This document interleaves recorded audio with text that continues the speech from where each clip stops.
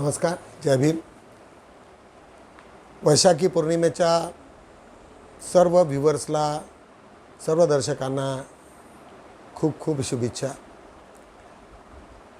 2586वा आज वैशाखी पौर्णिमा आहे. संपूर्ण देशात, जगात पौर्णिमेला अत्यंत महत्त्व आहे आणि श्रीलंकेसारख्या अनेक देशामध्ये सुट्टी असते, 10-10 दिवस सुट्टी असते आणि हा फार मोठा उत्सव ते साजरा करत असतात. आज भारतातही सुट्टी आहे. सर्व शासकीय, निमशासकीय सर्व कार्यालयांना सुट्टी असते. आज आपण अत्यंत काही महत्त्वाच्या घडामोडीकडे लक्ष देऊ.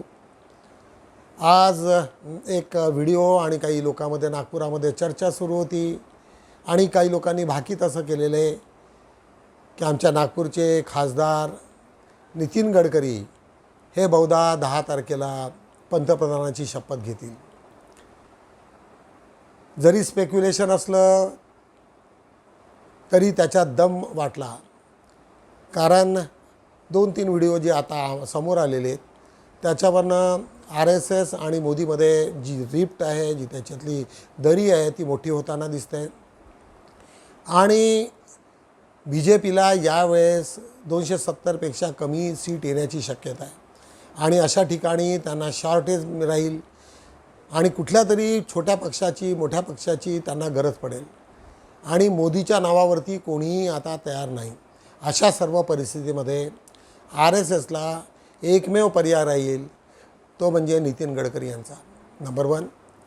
नंबर 2, नितीन RSSला जे काही त्यांनी मागच्या 10 वर्षामध्ये जे काही झाल्या, चुका झाल्या असतील किंवा काही केले असतील तर त्या सर्वच्या सर्व गोष्टी झाकाव्या किंवा त्याच्यावरती पुढे येऊ नये. आता अनेकदा मोदीसोबत RSSचे लोक गोत्यात येतील आणि पुन्हा त्यांना जेलमध्ये जावं लागेल अशी स्थिती निर्माण होऊ नये यासाठी ते झुकतं माप घेतील. ते जरी सांगतील की बा आमचा पंतप्रधान फक्त होऊ द्या आणि बाकीच्या वाटल्यास जे कोणी असतील त्यांना ते सर्व देतील, अशा पद्धतीची भूमिका होऊ शकेल अशी आमचे सर्व नागपुरातील मित्र यांनी वर्तविलेली आहे आणि मला पण ते असं वाटते की त्याच्यामध्ये काही थोडाफार दम आहे. कारण नितीन गडकरी जरी या इलेक्शनमध्ये हार जरी झाली तरी ते राज्यसभेतून जाऊन पुन्हा आपलं हे करू शकतील आणि संपूर्ण ज्या पद्धतीने आदित्यनाथला त्यांनी बोलावलं, पुन्हा अजून जे लोक BJPचे मोठे लोक आहेत ते सर्व त्यांच्या संपर्कात आहेत. हेच नाही तर आपलं इंडिया गठबंधनातले अनेक लोक आहेत. एक तुम्हाला अजून एक माझं स्पेक्युलेशन आहे की राहुल गांधींनी फक्त एवढंच बोललेत की यावेळेस मोदी शपथ घेणार नाही. त्यांनी हे कुठेही बोललेलं नाही की BJP पॉवरमध्ये येणार नाही, BJP शपथ घेईल असं कधीच बोललेलं नाही. त्याच्यामुळे मोदीला सर्वांचा विरोध आहे, BJPला मात्र नाही आहे. मोदीमुळे सर्व BJP बर्बाद झालेली आहे, बदनाम झालेली आहे, हे अख्ख्या दुनियाला माहिती आहे. त्याच्यामुळे त्यांचेही शब्द तसेच आहेत, बाकीच्यांचे शब्द तसेच आहेत.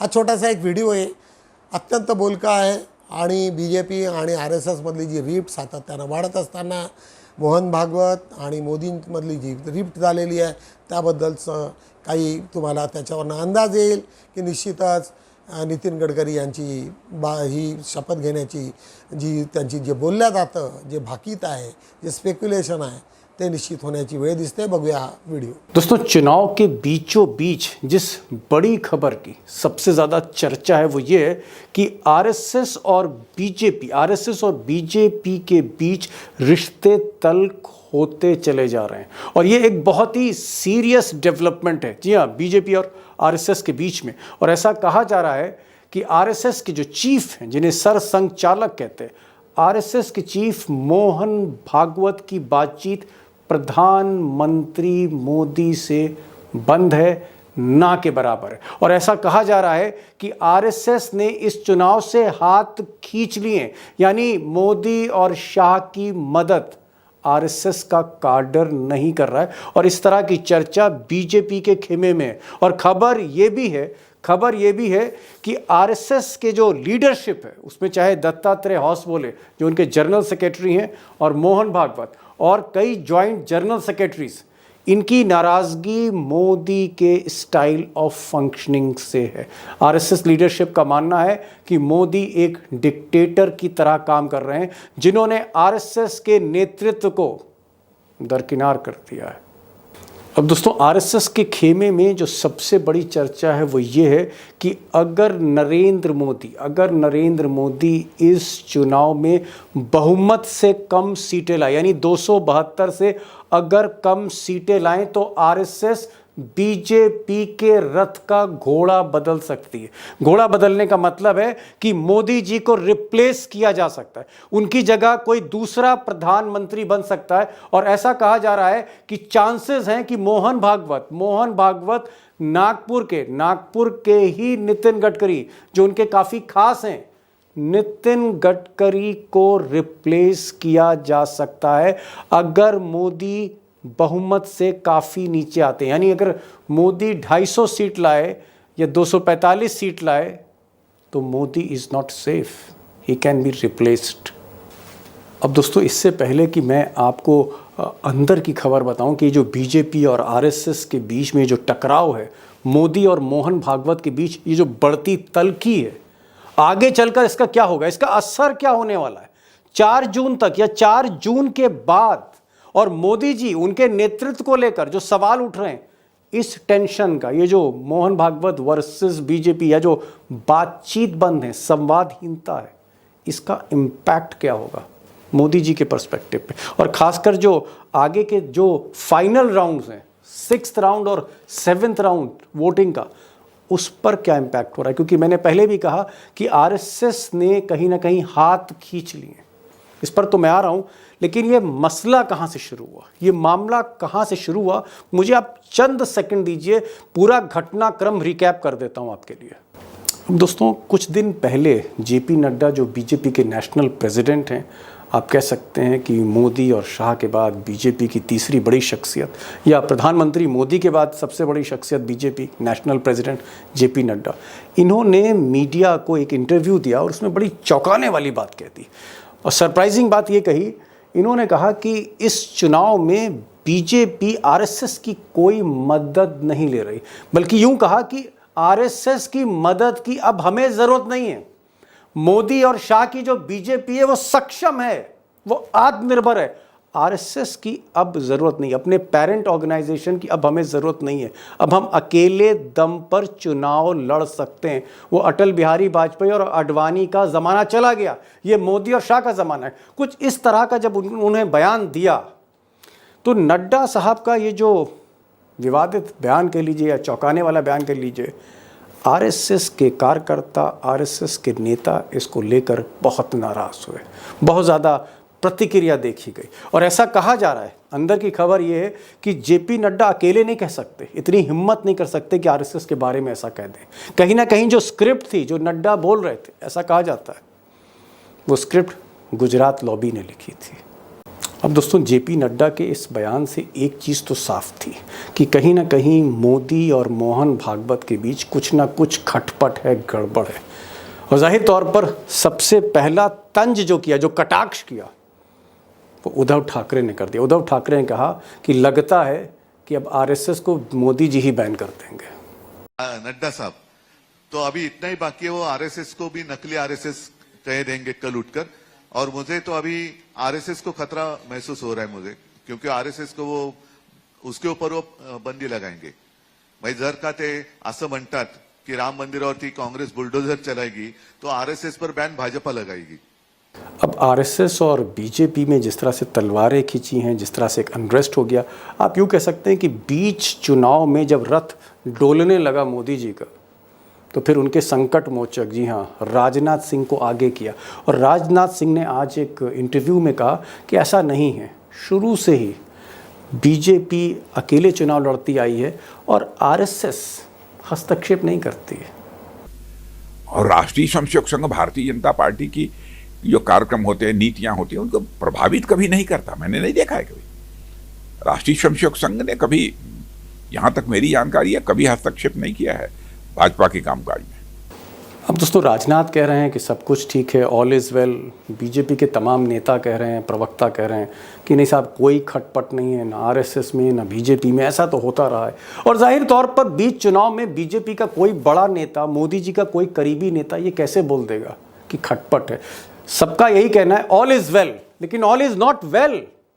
सब कुछ ठीक नहीं है। और हकीकत यह है कि एक बगावत का धुआं दिख रहा है बीजेपी में। और मोदी जी अगर जरा सा भी नीचे आए 272 के बहुमत के निशान से, तो कुछ भी हो सकता है। जैसे नितिन गडकरी, उनके साथ योगी आदित्यनाथ की मुलाकातें, और उसके साथ साथ शिवराज सिंह या वसुंधरा राजे या रमन सिंह या राजीव प्रताप रूडी या मुख्तार अब्बास नकवी, एक लंबी लिस्ट है बीजेपी में जहां पर कहीं ना कहीं नितिन गडकरी को लोग चाहते हैं और मोदी जी से नाराजगी अंदर ही अंदर।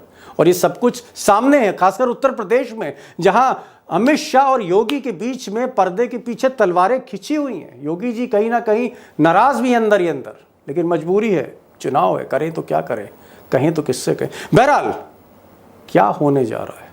क्या अगर मोदी जी वाकई 272 से नीचे आते हैं, अगर 250 पर रथ फंस गया तो रथ का घोडा बदला जाएगा। अगर एक ऐसी परिस्थिती, नेहमीप्रमाणे बुद्धा या सिरियलमधनं एक छोटीशी स्टोरी तुम्हाला आम्ही सांगत असतो। तुम्हाला माहिती आहे की सिद्धार्थांनी घर सोडल्याच्या नंतर जी काही अवस्था कपिलवस्तूची झालेली असते ते तुम्हा सर्व लोकांना कालच्या व्हिडिओमध्ये आम्ही सांगितलेलं आहे। दंडपाणी घरी आलेला असतो, तो आग्रह करतो यशोधरेला की आता तुझं राहिलं काय इथे, तू आता आमच्यासोबत चल, कारण तुझी देखभाल ज्या पद्धतीने आम्ही करू शकू, तुझी आई करू शकेल, त्या पद्धतीने इथे नाही होणार।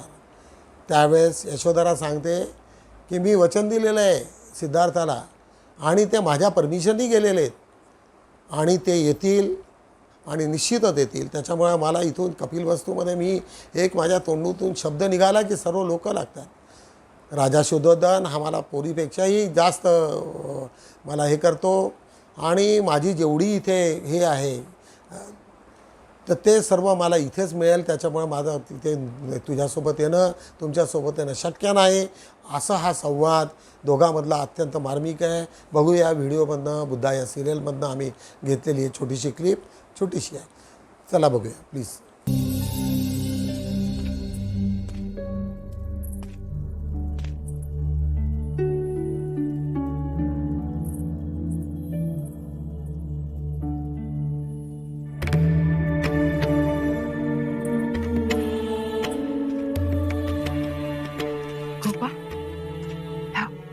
मेरा नाती मुझे दो। हाँ, वो मेरे सिवा किसी और के पास नहीं रहता। इतने छोटे बच्चे को कितनी जल्दी अपने माता पिता से इतना मोह हो जाता है, और इसके स्वार्थी पिता को इससे तनिक भी मोह ना हुआ। पिताजी, यशो पुत्र, तुझे हम यहाँ से देवदा ले जाने आए हैं। सिद्धार्थ के जाने के बाद वैसे भी यहाँ बचा ही क्या है? जिसका पति उसकी रक्षा ना कर सका हो, उस अबला नारी का उसके माता पिता के सिवा और कौन सहारा? मेरा ध्यान देवदा से अधिक यहाँ रखा जा रहा है। मेरी सास का मेरे प्रति इतना स्नेह है कि आज तक मुझे मेरी माँ का अभाव ना लगा। महाराज मेरी हर बात मानते हैं। यहाँ मैंने कुछ बोला और वो तुरंत हो जाता है। परंतु तेरे पति के जाने के बाद ये नाते बंधन सब टूट ही गए ना। ये आप क्या कह रहे हैं?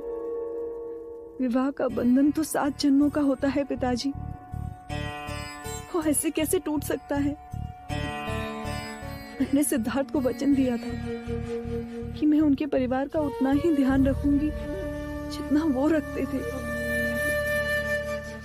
मैं राहुल को पाल पोस कर बड़ा करूंगी। और आप मुझे मेरे वचन से पलटने को कह रहे हैं? जिस पति ने पलायन किया, वो पलायन करके नहीं गए, मेरी अनुमति लेकर गए हैं। और वो अपने प्रश्नों का उत्तर पाकर अवश्य लौटेंगे। मति मारी गई है तेरी।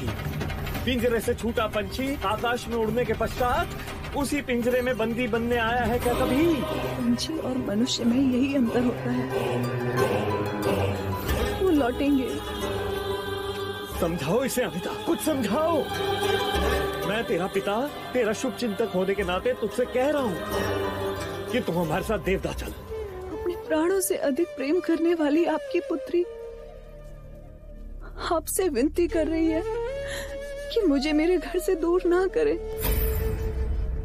तुझे इसी समय हमारे साथ देवदा चलना होगा, ये मेरी आज्ञा है। क्षमा करें,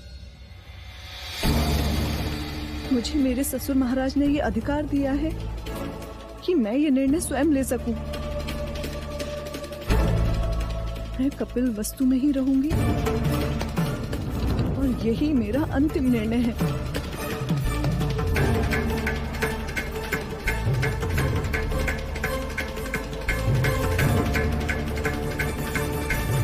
नेहमीप्रमाणे बहुजन सौरभ, दैनिक बहुजन सौरभचा आढावा घेऊया।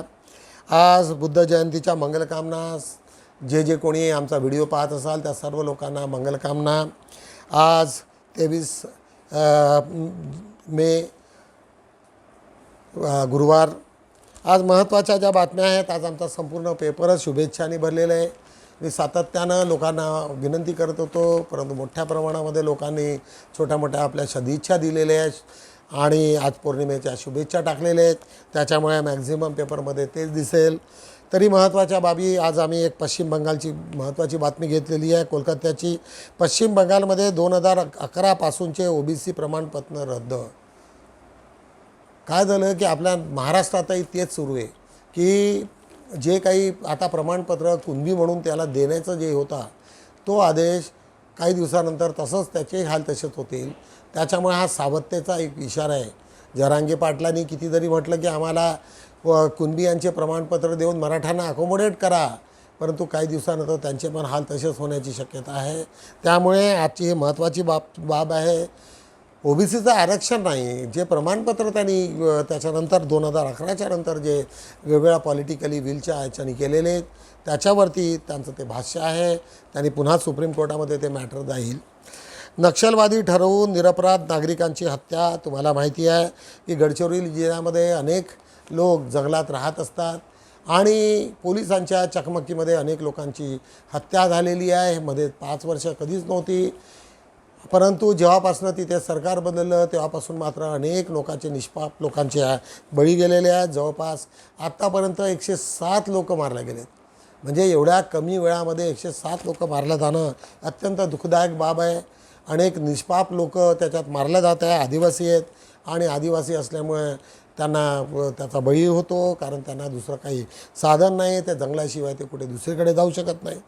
आज त्याच्याच खाली आज आम्ही आमचे जवळचे भंते भदंत संघमित्र मानके आमच्या फॅमिलीचे मेंबर आहेत, आमच्या बहुजन सौरभचे ते डायरेक्टर आहेत। सातत्यानं आम्हाला आमच्या शुभेच्छा आमच्यासोबत असतात।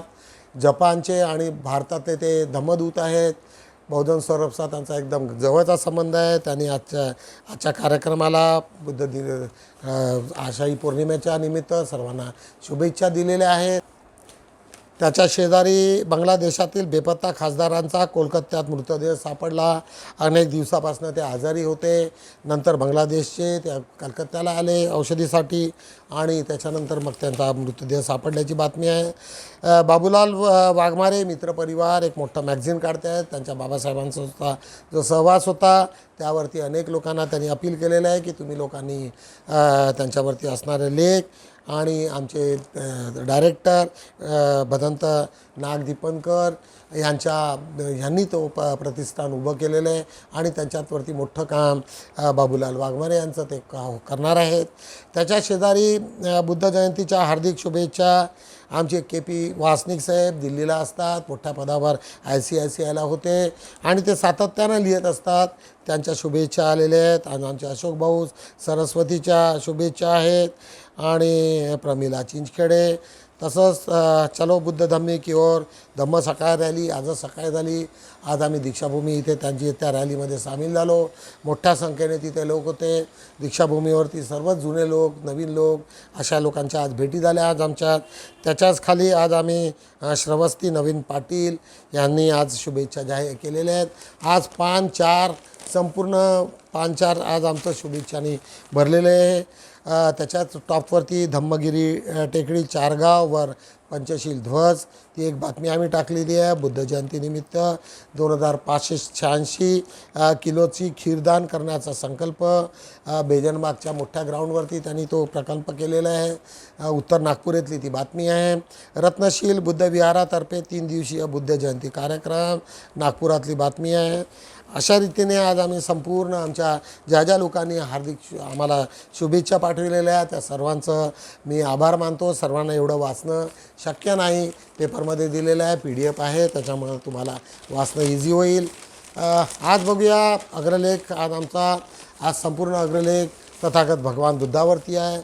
विश्वव्यापी वैशाख पौर्णिमेचं काय महत्त्व आहे, आजच्या दिवशी सिद्धार्थ गौतमाचा जन्म झाला, आजच्याच दिवशी त्यांना ज्ञानप्राप्ती झाली, आजच्याच दिवशी त्यांचं महापरिनिर्वाण झालं, अशा तिन्ही घटनेचं असणारं ते महत्त्व आणि जगात त्याच्यात किती कशा पद्धतीने तो सोहळा साजरा करतात त्याच्यावरती सविस्तर आजचा अग्रलेख आहे. आज तसंच मी समाजात बुद्ध पाहिलेत. आज आमचा एक पुष्पा वासनिक, कृपाल वासनिक यांनी मिळून एक लेख लिहिलेला आहे. त्याच्यामध्ये त्यांनी अनेक गोष्टीचा आढावा घेतलेला आहे आणि त्यांनी सांगितलं की सामाजिक परिवर्तनामुळे जे काही आम्ही बघतो आहे, हा जो बदल आम्ही बौद्ध समाजामधलं बघतो आहे तो अत्यंत वावनीय आहे, म्हणजे देखणीय आहे, त्याला वाकणीय आहे. त्याच्याच खालचा एक लेख आहे. या धारा तलावर मैत्रेय बुद्ध विद्याधर डॉक्टर आंबेडकर आहेत. तुम्हा सर्व लोकांना माहिती आहे, बुद्धा या सिरियलमधनं टायटलमध्येच त्यांनी लिहिलं आहे की मी इथे आलेलो आहे, बुद्धाचा जो जन्म झालेला आहे तो पुन्हा 2-2,500 वर्षाच्या नंतर पुन्हा एक बुद्ध इथे मैत्रेय बुद्ध निर्माण होईल. म्हणूनच आम्ही डॉक्टर बाबासाहेब आंबेडकरांना मैत्रेय बुद्ध म्हणतो. कारण ज्या रूपानं जरी बुद्धाचं सर्व तत्त्वज्ञान तुमच्यापर्यंत पोहोचवण्याचं काम आणि हेच नाही तर कोडिफाईड कॉन्स्टिट्यूशनच्या माध्यमातून त्याला लिपिबद्ध करणं आणि सर्व दुःखाच्या मुक्तीचा मार्ग त्यांनी त्या कॉन्स्टिट्यूशनमध्ये अधिकाराच्या अंतर्गत आणि संविधानाच्या अंतर्गत त्यांनी जो नष्ट केलं त्यांना दुसरं तिसरं नाव नसून आम्ही मैत्रेय बुद्ध म्हणत असतो. आणि सर्वांना अपील करतो मी पुन्हा की आपण तथागत डॉक्टर बाबासाहेब आंबेडकरांना मैत्रेय बुद्ध नावाने जर म्हटलं तर निश्चितच मला वाटते काही वावगं होणार नाही. आज त्याच्याच खाली एक दुसरा लेख आहे सागर ताडे यांचा, संघ बडा बलवान, संघ करेगा सबकी रक्षा. पण संघ कुठे आहे? संघ म्हणजे बुद्ध संघ. लोकांनी संघाच्या मार्फत आपण हे आपलं सर्व बुद्ध तत्त्वज्ञान लोकांपर्यंत पोहोचवायला पाहिजे. परंतु आज जो संघ आलेला आहे RSS राष्ट्रीय संघ, तो विष पेरण्याचंच काम करतायत. म्हणजे संघाच्या बुद्ध विचाराच्या उलट सर्व झालेलं तुम्हा लोकांना ते दिसते आहे. त्यावर आधारित हा लेख. आदिवासी वंशविच्छेदनाचा बळी का ठरतो? आज आमचे मित्र वामन शेळमाके त्यांचा हा सातत्यानं हे होत आहे.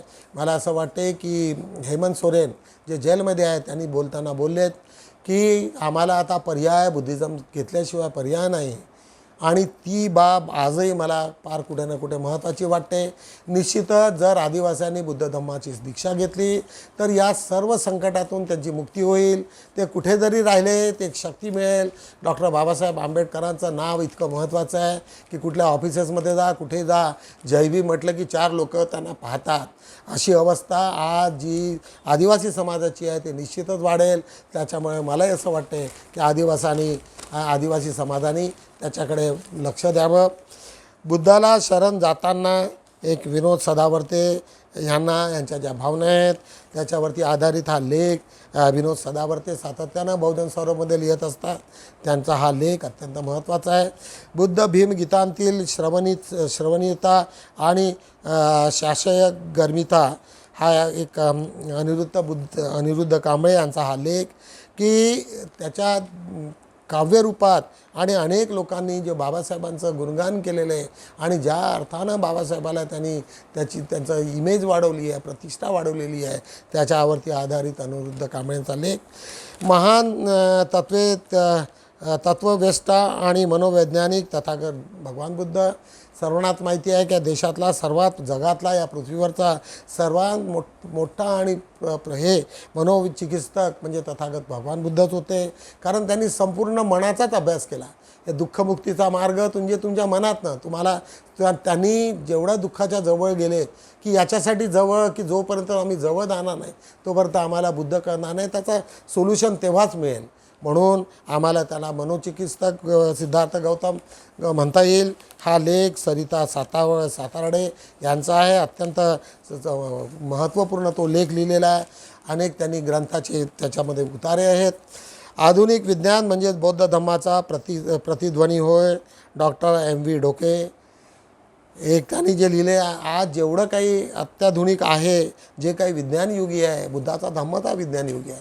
सातत्यानं भगवान बुद्ध म्हणतात की हा प्रत्येक क्षण हा परिवर्तनशील होत असतो. म्हणजे प्रत्येक तुमच्या शरीरातल्या वेगवेगळ्या ठिकाणी ज्या काही घटना होत असतात त्या सर्व वैज्ञानिकदृष्ट्या जोपर्यंत आपण त्याच्याकडे पाहणार नाही तोपर्यंत त्याचा तुम्हाला मार्ग मिळणार नाही. आजचा आमचं टायटल आहे बुद्ध जयंतीच्या हार्दिक मंगलकामना. पान 2चं आमचं टायटल आहे बुद्ध जयंतीच्या हार्दिक मंगलकामना. अशा रीतीने आज आमचा बहुजन सौरभचा 4ही पानाचा आम्ही आढावा घेतलेला आहे. निश्चितच मला असं वाटते की तुम्ही सर्व लोकांनी मला मदत केलेली आहे. बहुजन सौरभला आर्थिक थोडीशी मदत झालेली आहे. अजून तुम्ही शुभेच्छा पाठवण्याचा कार्यक्रम सुरू ठेवा. आम्ही सातत्यानं जे कोणी लेट जरी आले तरी आम्ही पेपरमध्ये त्यांना प्राधान्य देऊ. ज्या कोणाला आमचा व्हिडिओ आवडला असेल त्यांनी फॉरवर्ड करा, लाईक करा, जास्तीत जास्त लोकांना द्या. मोफत असल्यामुळे लोकांना वाचण्यातच आम्ही लोक धन्य समजतो. आम्हाला पैशाची काही घेणं देणं नाही. आम्ही जास्तीत जास्त लोकांपर्यंत हा पेपर पोहोचावा हीच आमची मनोकामना आहे. पुनश्च तुम्हा लोकांना बुद्ध पौर्णिमेच्या शुभेच्छा देतो आणि थांबतो. भेटूया उद्या.